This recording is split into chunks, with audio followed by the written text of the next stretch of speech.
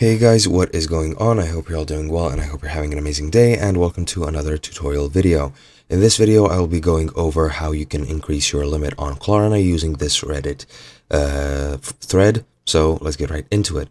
First of all, you can use Klarna as a sort of creditor service. It is a financial technology innovation through which you can pay for goods on online storefronts, mainly clothes and certain things like that.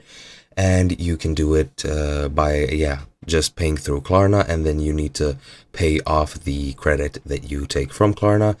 And it pretty much works the same as any standard crediting service, either banks or other methods. To increase your limit, it is pretty similar to the American or the United States credit score system.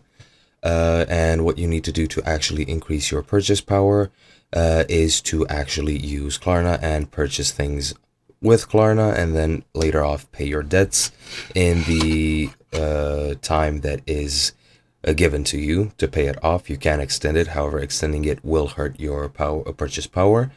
So yeah, as you can see, this person asked this question, and someone who actually works for Klarna came to help him, and it says that you raise your limit by purchasing either by direct payment or by invoice, and they can't see the purchasing power in the customer service.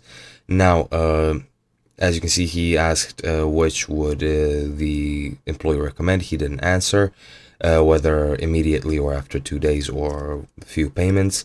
But yeah, just experiment with that. Just using the app will allow you to level up, let's say, faster. And yeah, that should be it. I hope you enjoyed. I'll be seeing you guys next time.